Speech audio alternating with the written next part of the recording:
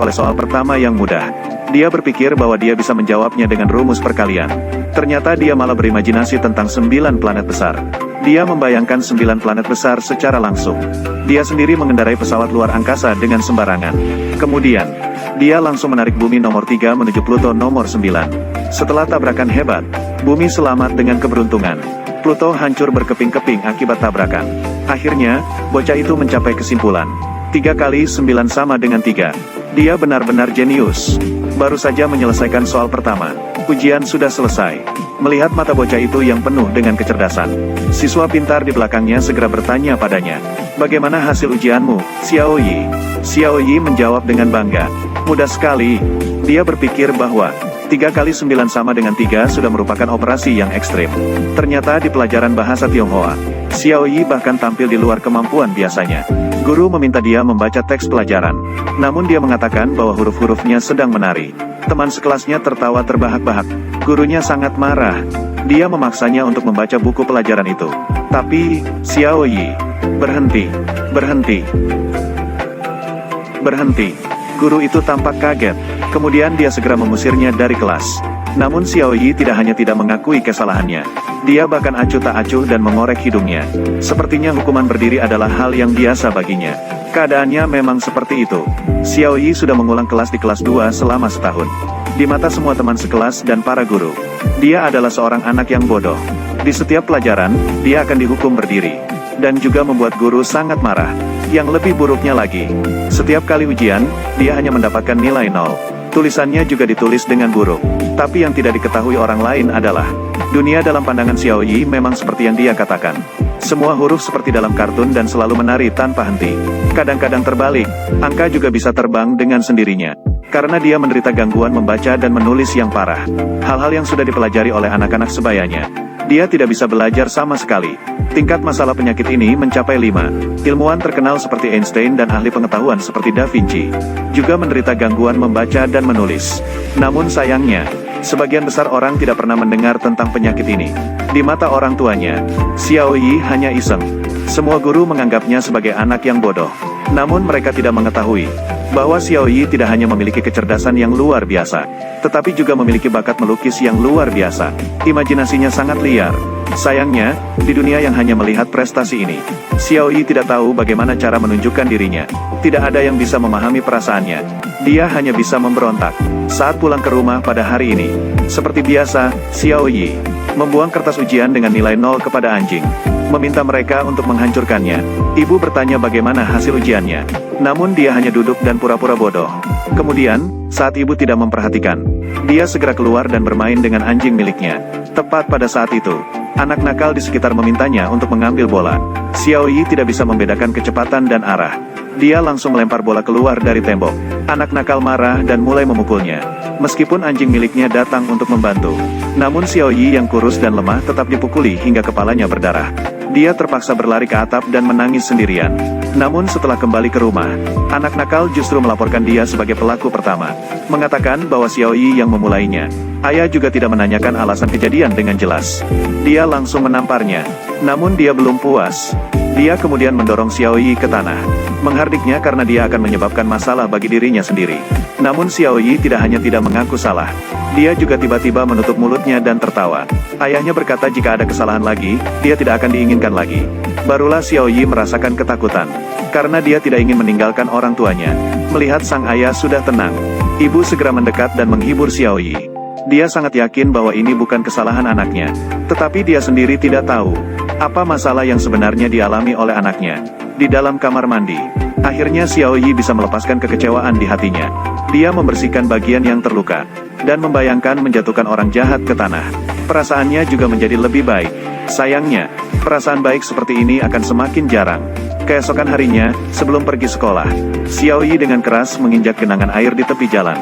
Sepatu yang baru saja dia sikat menjadi kotor dengan lumpur. Hasilnya, dia belum bisa masuk ke gerbang sekolah. Dia langsung dihukum berdiri oleh kepala sekolah. Ketika pelajaran dimulai, Xiao Yi diusir dari kelas karena tidak bisa membaca buku pelajaran. Setelah berhasil bertahan sampai pulang sekolah, teman sekelas bertanya padanya, "Sudahkah kamu menyelesaikan tugas matematika? Apakah kamu sudah meminta ayahmu untuk menandatangani lembar ujian?" Menghadapi pertanyaan yang menggugah jiwa dari teman sekelas, Xiao Yi kembali ke tempat duduk dengan perasaan bersalah. Dia melihat tasnya dengan tatapan kosong. Dia kemudian membuat keputusan berani. Lebih baik kabur sekarang daripada dihukum berdiri oleh guru selama satu pelajaran lagi. Lebih baik melarikan diri sekarang juga. Kemudian, dia membawa tas yang berat di punggungnya.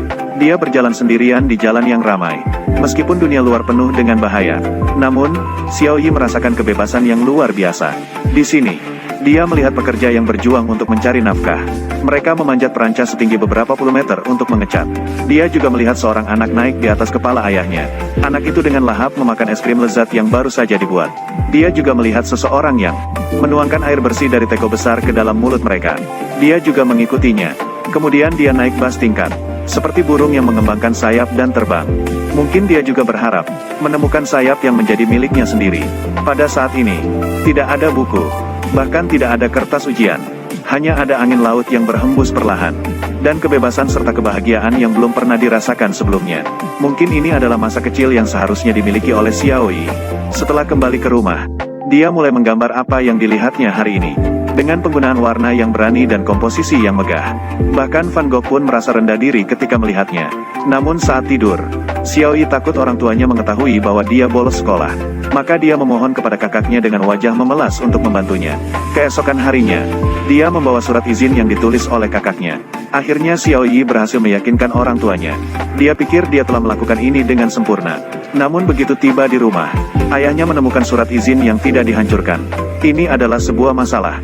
Dia dihadapkan pada pertanyaan tajam dari ayahnya yang sedang marah. Xiao Yi hanya bisa mengakui semuanya. Pada hari itu, orang tua Xiao Yi langsung membawanya ke sekolah untuk meminta maaf. Tapi mereka tidak menyangka begitu mereka tiba di sekolah, mereka langsung ditegur oleh para guru. Ternyata Xiao Yi mendapat nilai 0 di semua mata pelajaran. Tulisannya juga sangat buruk. Dia bahkan tidak bisa menghitung. Dan selama kelas, dia tidak hanya selalu minum air, tapi juga selalu ingin pergi ke toilet. Tindakannya mengganggu orang lain belajar. Setelah mendengarnya, wajah orang tuanya menjadi pucat. Namun sebelum mereka bisa pulih, kepala sekolah mengungkapkan sesuatu yang lebih serius. Meskipun Xiao Yi mengulang 1 tahun, nilainya tidak meningkat sedikit pun. Dia ragu bahwa anak ini memiliki masalah dalam otaknya. Jika tidak bisa, dia harus pergi ke sekolah khusus. Di perjalanan pulang, ayahnya sangat marah. Dia merasa bahwa ada terlalu banyak siswa, dan para guru tidak bisa mengurus Xiao Yi. Mereka mulai menyalahkan orang lain. Xiao Yi harus dipindahkan ke sekolah yang lebih ketat. Ibunya merasa sangat menyesal. Dia merasa bahwa dia tidak mendidik anaknya dengan baik, membuatnya menjadi nakal dan berulah. Malam itu, ayahnya menghubungi sekolah asrama. Besok, Xiao Yi akan pindah sekolah. Mendengar ayahnya ingin mengirimnya pergi, Xiao Yi marah dan menolak dengan mengetuk meja. Ibunya juga mulai merayunya, mengatakan bahwa anaknya tidak pernah meninggalkannya. Lebih baik menunggu 1 tahun lagi sebelum mengirimnya pergi. Tapi ayahnya tidak terpengaruh. Dia mengatakan lebih baik pindah sekarang. Sebelum diusir dari sekolah, orang-orang di sana akan memukulmu sampai kamu patuh. Mendengar ancaman ayahnya, Xiao Yi ketakutan dan menangis. Dia terus memohon kepada ayahnya untuk membiarkannya tinggal. Dia pasti akan mendengarkannya. Tapi ayahnya sudah bertekad. Dalam sekejap, Xiao Yi langsung dikirim ke sekolah asrama. Di asrama, dia berdiri di sudut. Sementara itu, kepala sekolah menatapnya dengan tajam dan berkata, "Di tempat kami, tidak ada orang yang seperti itu di sini. Tidak peduli seberapa liar seekor kuda itu, mereka bisa dijinakkan." Xiao Yi langsung ketakutan. Dia tidak bisa mempercayainya. Bagaimana dia bisa menghabiskan hari-hari berikutnya? Tapi sebelum dia bisa pulih, keluarganya naik mobil dan bersiap-siap pergi. Suara mesin yang menusuk telinga seperti pedang, dan menyayat hati Xiao Yi yang rapuh. Melihat mobil keluarganya yang semakin menjauh, air matanya tidak bisa lagi terbendung. Pada saat ini, dia seolah-olah kehilangan seluruh dunianya. Namun, dia mendengar suara teriakan kasar dari kepala sekolah, membawa Xiao Yi kembali dari kesedihan ke kenyataan. Dia juga resmi memulai kehidupan asrama. Namun bagi seorang anak berusia 8 tahun dengan hambatan membaca dan menulis, menyesuaikan diri dengan lingkungan baru tidaklah semudah itu. Semua orang sedang berganti pakaian. Namun Xiao Yi duduk di tempat tidur dengan tatapan kosong. Masih ada air mata yang menggantung di sudut matanya. Ketika waktu makan tiba, dia melihat makanan di depannya tanpa merasa tertarik. Seperti kehilangan jiwa. Di tengah malam, semua orang sudah tidur. Namun dia tetap duduk di tempat tidur. Dia benar-benar tidak bisa tidur. Dia terpaksa bersembunyi di kamar mandi dan menangis diam-diam. Tapi apa yang bisa dia lakukan? Setelah kesedihan, dia hanya bisa mencuci air matanya. Dia memaksakan diri untuk tidur dengan menahan kesedihan. Di rumah, ibunya juga merasakan kesulitan yang sama. Dia mencari buku gambar yang ditinggalkan oleh anaknya. Dalam gambar, Xiao Yi semakin menjauh dari keluarganya. Dia sangat putus asa. Namun agar anaknya bisa pulih kembali, ibunya harus menguatkan hati. Dia berpikir bisa bertahan malam ini. Xiao Yi bisa perlahan-lahan beradaptasi dengan kehidupan di sini. Namun keesokan harinya, bencana yang lebih besar datang bertubi-tubi. Sekolah baru ini tidak hanya sangat ketat, tapi juga masih diberlakukan hukuman fisik. Di kelas seni, ia hanya melihat keluar jendela. Namun dia dipanggil oleh guru dan dipukul di depan kelas. Hal ini membuatnya mulai membenci seni. Di kelas olahraga, ia lagi-lagi tidak bisa mengikuti barisan. Dikirim oleh guru untuk berdiri di samping sebagai hukuman. Guru bahasa Inggris lebih parah, karena mengalami kesulitan membaca dan menulis. Hal-hal yang anak-anak seumurannya bisa pelajari dengan mudah. Tetapi ia tidak bisa belajar sama sekali. Tanpa mengucapkan sepatah kata pun, guru langsung melempar buku tugas ke depannya, mengumpatinya sebagai orang bodoh. Melihat huruf-huruf yang melompat-lompat di depan matanya, ia merasa dunianya hancur total. Dengan rasa rendah diri, ia tidak bisa melawan. Hanya bisa melakukannya ketika tidak ada orang.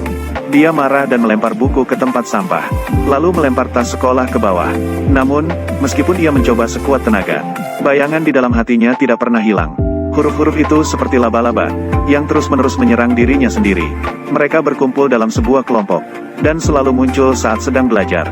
Bahkan sering merayap ke leher Xiao Yi, membuatnya tak bisa fokus saat belajar. Namun yang menunggunya selanjutnya adalah guru yang sangat menakutkan. Dasar bodoh, dan ejekan tanpa henti dari teman-temannya. Perlahan-lahan, keyakinan Xiao Yi hancur sedikit demi sedikit. Sisa pemberontakan yang ada juga hilang sepenuhnya. Akhirnya, dia tidak bisa lagi menahannya. Dia hanya bisa bersembunyi di asrama dan menangis setiap hari. Tak ada pilihan lain. Pihak sekolah segera memanggil orang tuanya. Namun, tidak peduli seberapa keras keluarganya berteriak, Xiao Yi tidak mau keluar. Akhirnya pintu terbuka dengan susah payah. Namun dia langsung berlari tanpa menoleh. Dia seperti orang gila, yang terus-menerus menyiksa dirinya dengan berlari. Melihat anaknya begitu sedih, ibu memutuskan untuk membawanya menginap semalam. Di hotel, kakaknya memberikan set alat lukis kepada Xiao Yi. Padahal dia sangat suka menggambar. Namun dia tidak tertarik dengan hal ini.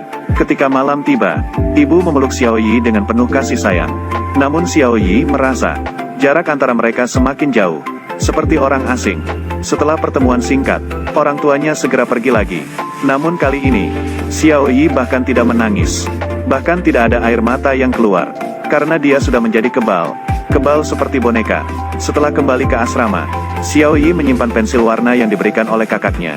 Dia juga sepenuhnya menghentikan kegemarannya menggambar. Anak laki-laki yang dulu ceria dan aktif, sekarang berubah menjadi seorang anak yang tertutup. Apakah ini akhir dari perjalanan Xiao Yi? Sampai hari ini, sekolah tiba-tiba mengganti seorang guru seni. Kehidupan Xiao Yi akhirnya mendapatkan sedikit perubahan. Dia bernama Nick, untuk cepat beradaptasi dengan kelas. Hari pertama masuk kelas, guru Nick berpakaian sebagai badut. Dia tidak hanya melakukan akrobat di dalam kelas, tapi juga menari dan menyanyi. Dalam waktu singkat, dia membuat teman-teman menyukainya. Sayangnya, Xiao Yi tetap tidak terpengaruh oleh suasana yang ramai ini. Dia masih tenggelam dalam dunianya sendiri. Selanjutnya, guru Nick memberikan selembar kertas putih kepada setiap siswa. Tapi dia tidak memberitahu mereka apa yang harus mereka gambar. Seorang siswa bertanya padanya, tidak ada apapun di meja. Apa yang harus kita gambar? Namun, guru Nick berkata, meja ini terlalu kecil. Tidak cukup untuk imajinasi kreatif kalian. Kalian bisa mengekspresikan diri dengan bebas. Lukis apapun yang ingin kalian lukis. Setelah mendengarnya, semua siswa mulai bertindak. Segera, kertas segera dihiasi dengan pola yang kaya. Tetapi Xiao Yi tetap tidak terpengaruh. Sepertinya kali ini, dia tidak bisa menghindari hukuman lagi. Namun, guru Nick tidak hanya tidak marah, malah dengan sabar bertanya padanya, mengapa kamu tidak menggambar? Apakah karena kamu tidak suka? Xiao Yi tidak menjawab. Dia hanya memandang ke depan dengan bengong. Guru Nick merasa agak curiga. Anak ini tampaknya agak tidak normal. Tetapi dia tidak terlalu memikirkannya. Akhirnya, keesokan harinya, dia melihat Xiao Yi diusir keluar dan dihukum berlutut. Matanya penuh dengan ketakutan. Nick bertanya apa yang terjadi pada Xiao Yi. Tetapi anak ini tetap bungkam. Dia ketakutan dan bersembunyi di dalam. Sepertinya, ada masalah serius dengan Xiao Yi.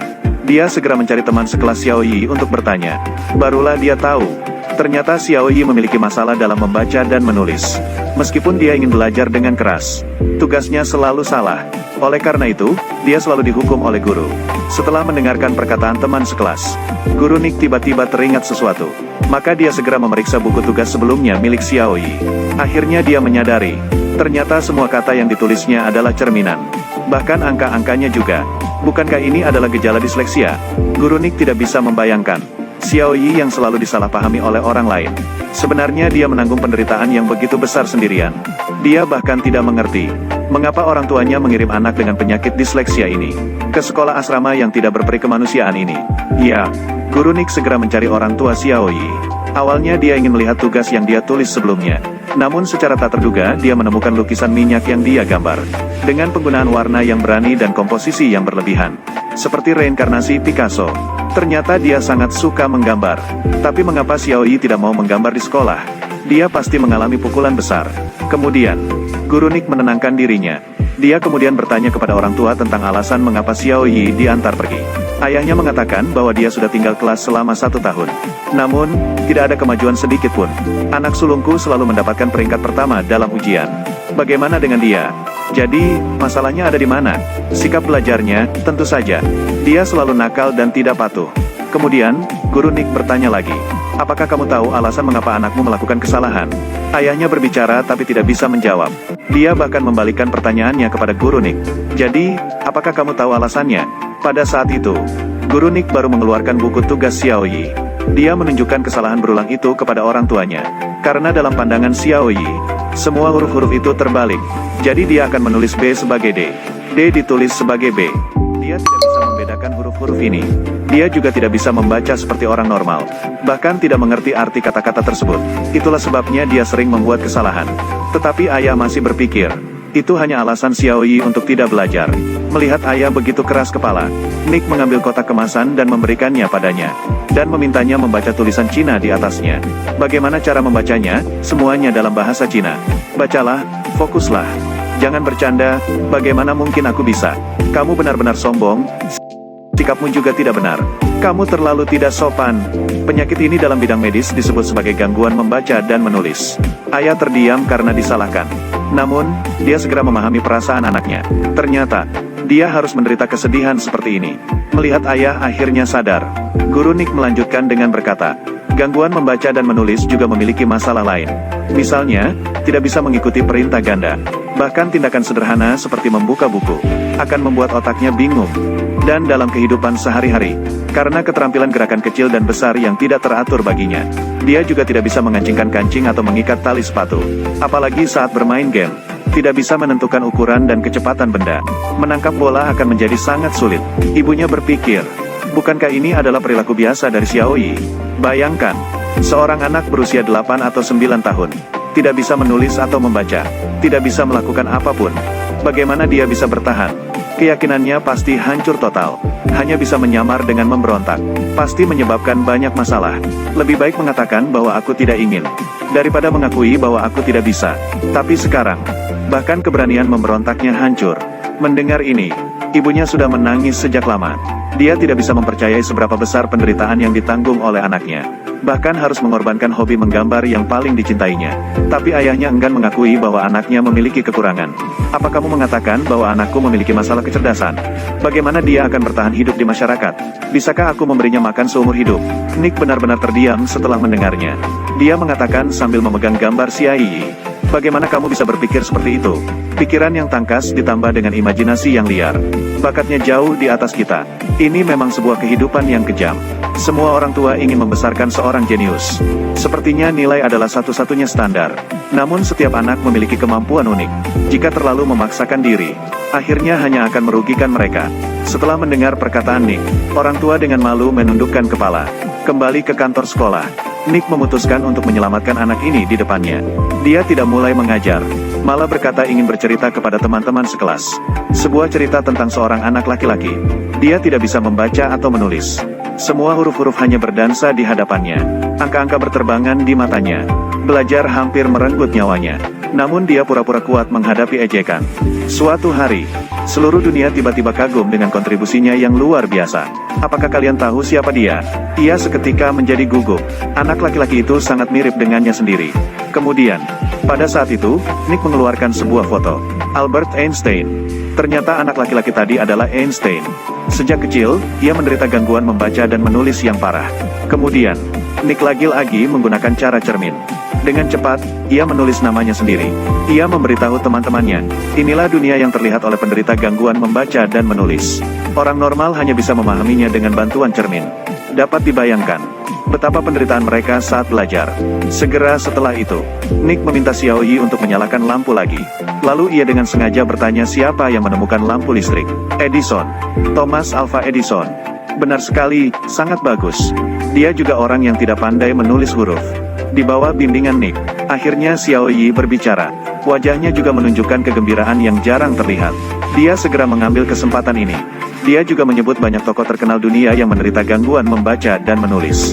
Seperti Leonardo da Vinci, Pablo Picasso, bahkan pendiri Disney. Meskipun mereka pernah diasingkan oleh orang lain, namun pada akhirnya mereka mencapai prestasi yang luar biasa. Mendengarkan Nick bercerita dengan penuh semangat, akhirnya Xiaoyi tahu, ternyata masih banyak orang di dunia ini yang sama seperti dirinya. Dan mereka juga begitu hebat. Agar semua orang lebih memahami orang-orang seperti ini, Guru Nick menyarankan, mengubah pelajaran ini menjadi kegiatan di luar ruangan. Mereka bisa menggunakan benda apapun di sekitar mereka, untuk menciptakan sesuatu yang menarik menurut mereka. Seperti batu, ranting pohon, bahkan sampah. Setelah mendengarnya, semua siswa berlari dengan gembira keluar. Namun Guru Nick memilih untuk tinggal sendirian dengan Xiaoyi. Kemudian, dia diam-diam memberitahu Xiaoyi sebuah rahasia. Sebenarnya ada satu orang lagi yang tidak dia sebutkan tadi, karena dia belum terlalu terkenal. Orang itu adalah Tuan Nick sendiri. Xiaoyi sangat terkejut. Tidak pernah terpikirkan bahwa Guru Nick juga seperti dirinya. Nick melanjutkan, dia berkata, dia juga mengalami kesulitan belajar saat kecil. Ayahnya kehilangan kepercayaan padanya, bahkan merasa dia adalah sampah. Hidupnya juga hanya membuang-buang sumber daya. Tapi sekarang dia menjadi seorang guru. Nick tidak menyerah pada takdir. Akhirnya dia keluar dari kesulitan. Dia percaya Xiaoyi juga bisa. Di luar ruangan, teman-teman sekelas mulai menciptakan karya mereka sendiri. Xiaoyi juga mulai bergerak dengan santai. Dia memasukkan pensil ke dalam kayu, kemudian mengikatnya dengan tali agar kuat, membentuk struktur segitiga yang stabil. Kemudian membuat daun menjadi layar angin, membuat baling-baling dari stik es krim. Lilitkan beberapa kali di dalam karet gelang. Kapal kecil dengan tenaga karet gelang selesai dibuat. Terakhir, letakkan dengan lembut ke dalam air. Kapal kecil akan bergerak sendiri di permukaan air. Melihat karya jenius di depan mata, Guru Nick dan teman-teman bertepuk tangan untuk Xiaoyi. Mungkin ini pertama kalinya dia mendengar pujian. Xiaoyi malu dan bersembunyi di samping. Namun bagaimanapun juga, anak ini akhirnya diselamatkan. Nick segera pergi ke kantor kepala sekolah, memberitahu kepala sekolah tentang situasi Xiaoyi secara rinci, dan berharap dia bisa membantu Xiaoyi. Namun kepala sekolah berkata, anak ini mungkin memiliki kecerdasan rendah, tidak lulus beberapa mata pelajaran, harus dikirim ke sekolah khusus. Tanpa pilihan lain, Guru Nick akhirnya menunjukkan lukisan Xiaoyi, dan memberitahu kepala sekolah bahwa anak ini memiliki bakat istimewa. Asalkan diperbaiki sedikit saja, aspek lain juga dapat mengejar dengan cepat. Selain itu, dia juga bisa meluangkan waktu setiap hari untuk membantu Xiaoyi. Melihat Nick begitu tegas, kepala sekolah terpaksa setuju dengan permintaannya. Begitulah, Xiaoyi mulai belajar dengan mengikuti Guru Nick. Mereka berlatih menulis di papan pasir, merasakan goresan dengan cara menyentuh, juga menggunakan kuas berwarna cerah untuk menggambar huruf. Dan setelah mendapatkan bimbingan dari Guru Nick, Xiaoyi dengan cepat menjadi sangat rajin belajar. Setiap hari, dia belajar sampai larut malam. Tidak lama kemudian, dia bisa membaca dengan benar, juga belajar menulis dan berhitung. Sifatnya menjadi lebih ceria dan hidup. Tetapi melihat kemajuan anaknya, ayahnya tidak sepenuhnya berubah. Malah dengan bangga memberitahu Guru Nick, bahwa dia juga sangat peduli dengan Xiaoyi, karena dia mencari informasi terkait kesulitan membaca dan menulis. Guru Nick berkata dengan cemberut, perhatian memang sangat penting. Tetapi perhatian yang sebenarnya, bukan hanya omong kosong di mulut saja, harus membuat anak merasakannya. Misalnya, sesekali memberikan ciuman dan pelukan, atau langsung memberitahunya, anakku, aku mencintaimu. Jangan khawatir, aku akan menemanimu. Kamu masih jauh dari itu. Ayah merasa malu seketika setelah mendengarnya. Ternyata selama bertahun-tahun ini, dia tidak pernah benar-benar peduli pada anaknya. Hanya tahu menekan dan menghina, menghancurkan kepercayaannya. Saat pergi, Melihat anaknya dengan serius membaca poster dari kejauhan, ayah meneteskan air mata dengan malu. Kemudian pergi tanpa menoleh. Tidak lama kemudian, untuk sepenuhnya mengembalikan kepercayaan diri Xiaoyi, Guru Nick diam-diam mencari kepala sekolah, dan mengajukan permohonan untuk sebuah kompetisi melukis. Karya pemenang akan digunakan sebagai sampul tahunan sekolah. Ini berhasil membangkitkan semangat juang Xiaoyi. Sebelum pagi menjelang, dia dengan lancar mengenakan pakaian, dan mengikat tali sepatu dengan serius. Setelah menyisir rambutnya yang berkilauan, dia datang sendirian ke atas gunung. Dia ingin menggunakan kondisi terbaiknya, untuk mengucapkan selamat tinggal pada dirinya yang dulu. Lomba melukis akhirnya dimulai. Meskipun Xiaoyi datang terlambat, namun dia dengan percaya diri duduk di samping. Lalu dia mengeluarkan set pensil warna yang diberikan oleh kakaknya. Dia mulai melukis dengan serius. Melihat hal itu, dia juga mulai membuat karyanya. Tak lama kemudian, Xiaoyi langsung menyerahkan karyanya kepada guru. Setelah menerima lukisan itu, Guru Nick terkejut dan tak bisa berkata-kata. Ternyata, dia melukis hari pertama kali dia dipuji. Dia duduk sendirian di tepi danau, melihat komposisi yang berani dan warna yang indah.